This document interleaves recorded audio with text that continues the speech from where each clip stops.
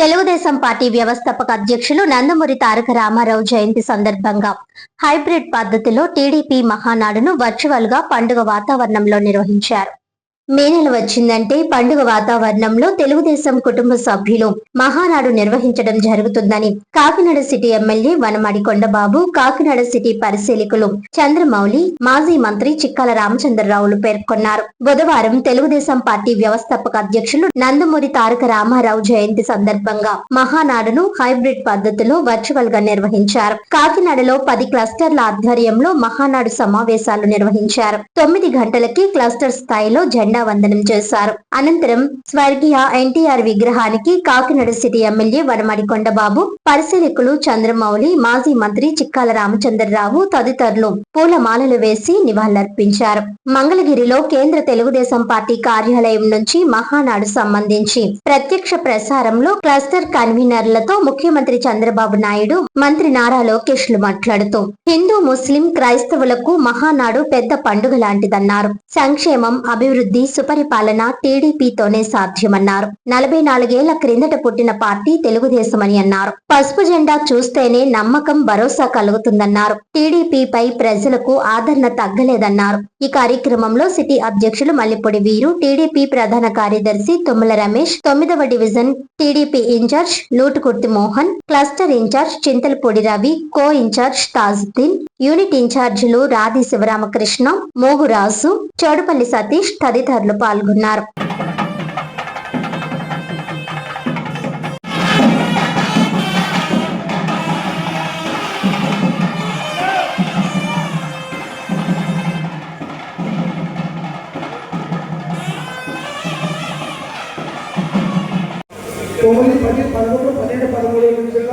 Ward incharge వేదిక మీద రావాల్సిన కోరుతున్నాం.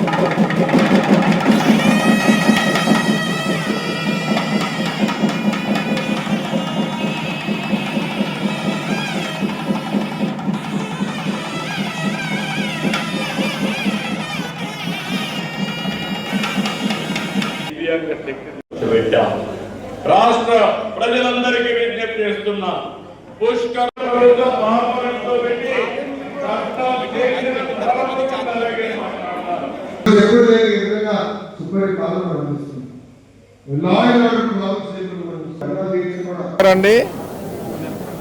మనకి మే నెల వచ్చినప్పుడు మే నెల 27, 28, 29వ తారీఖు వస్తే తెలుగు వారికి పెద్ద పండుగ. అందరికీ మనకు తెలుసు, సంక్రాంతి పండుగ ఉంటుంది, రంజాన్ పండుగ ఉంటుంది, క్రిస్మస్ పండుగ ఉంటుంది, అనేక పండుగలు ఉంటాయి, ఎంతో ఘనంగా చేసుకుంటాం. కానీ అన్ని కులాలు, మతాలు అందరు కలిసి చేసుకునే పండుగ ఏదైనా ఉందంటే అది మహానాడని ఈ సందర్భంగా తెలియజేస్తున్నా. తెలుగుదేశం పార్టీ స్థాపించిన తర్వాత తెలుగుదేశం పార్టీ కొన్ని సిద్ధాంతాలతో పెట్టింది. కొన్ని సిద్ధాంతాలతో ఏదైతే పెట్టిందో పార్టీ, ఆ సిద్ధాంతాలని ఈ రోజుకి 44 సంవత్సరాలు అవుతుందండి.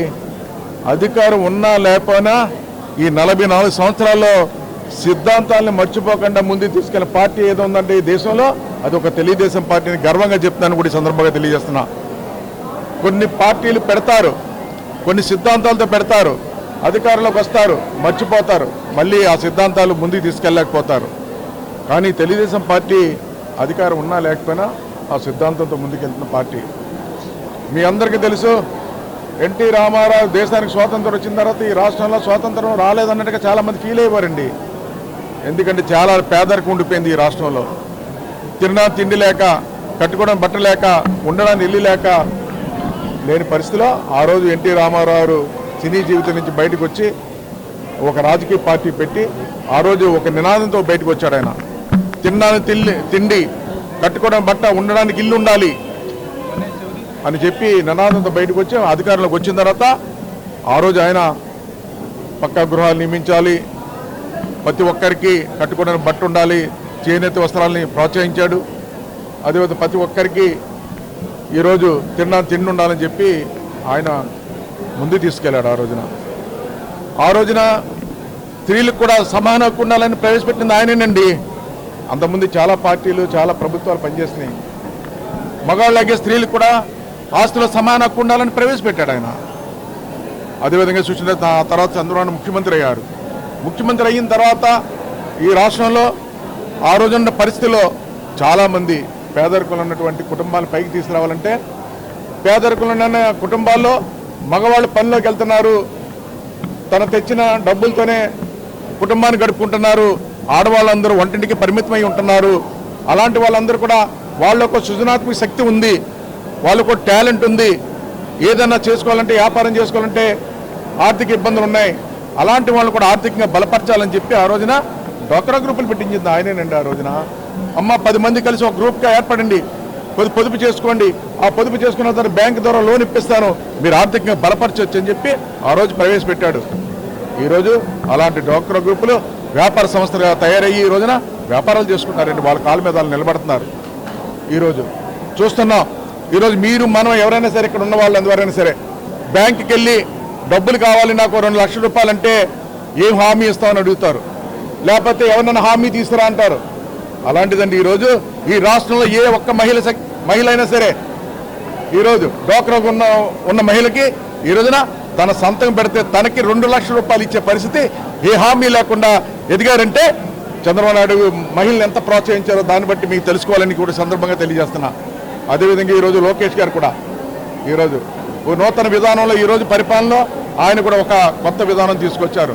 ఒక పక్కన ఎన్టీ రామారావు ఉన్నప్పుడు ఒక రకమైన పరిపాలన ఈ రాష్ట్రం కోసం పరిపాలన చేశారు. అదేవిధంగా చంద్రబాబు నాయుడు ఒక రకమైన పరిపాలన చేసి ఈ రాష్ట్రాన్ని అందుకు ముందు తీసుకెళ్లారు. లైవ్ ప్రోగ్రాం పెట్టాం, మీ అందరూ చూస్తున్నారు. ఆ లైవ్లో మాట్లాడుతున్న విధానం అంతా కూడా వాళ్ళందరూ కూడా చూస్తున్నారు. అదేవిధంగా వారు కూడా లైవ్లోకి వచ్చి ఏదో క్లస్టర్లో మాట్లాడే విధానం కూడా తీసుకురావడం జరిగింది. ఈరోజు ఇది గొప్ప చరిత్ర అండి. ఈరోజు చెప్పాలంటే మహానాడు అంటే ఒక ప్రాంతంలో జరుగుతుంది. ఈరోజు అండి ప్రతి నియోజకవర్గంలో ఒక మీటింగ్ పెట్టుకునే వాళ్ళు, ఒక మీటింగ్ కాదండి, ప్రతి నియోజకవర్గంలో ప్రతి కష్టంలో 10 మీటింగ్లు పెట్టుకుని రాష్ట్రంలో 1875 చోట్ల ఒకేసారి మహానాడు జరుపుకున్న చరిత్ర దేశంలో ఏ పార్టీ చేయలేదు, ఒక తెలుగుదేశం పార్టీ చేసిందని గర్వంగా చెప్తాను కూడా చంద్రబాబు తెలియజేస్తున్నా. గర్వంగా చెప్తాను. ఈరోజు అంత నెట్వర్క్ ఉంది తెలుగుదేశం పార్టీ. ఆ విధంగా ఈరోజు కార్యక్రమం తీసుకుని దిగ్విజయంగా జరుపుకున్నాం. చాలా సంతోషం.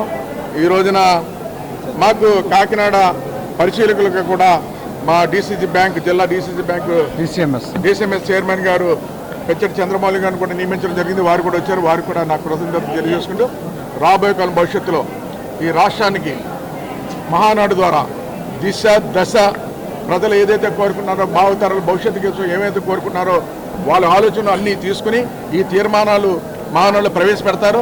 ఆ తీర్మానాలన్నీ కూడా రాష్ట్ర భవిష్యత్తు కోసం ఉపయోగపడతాయి తప్ప ఈరోజు ఎవరో వ్యక్తిగత స్వార్థం కోసం కాదు. తీర్మానాలు చేసేది రాష్ట్ర ప్రజల కోసం, రాష్ట్ర భవిష్యత్తు కోసం తీర్మానాలు ప్రవేశపెడుతున్నారు. దాన్ని అన్నిటి కూడా బలపరుచుకుని రాష్ట్ర ప్రజలు అందరూ కూడా దానికి మద్దతు తెలియపరచు ముందుకెళ్ళాలి. తెలుగుదేశం పార్టీని బలపరచుకోవాలని కూడా నాయకులు కార్యకర్తలు కాదండి, ఈ రాష్ట్ర ప్రజలు పిలిపిస్తున్నారు.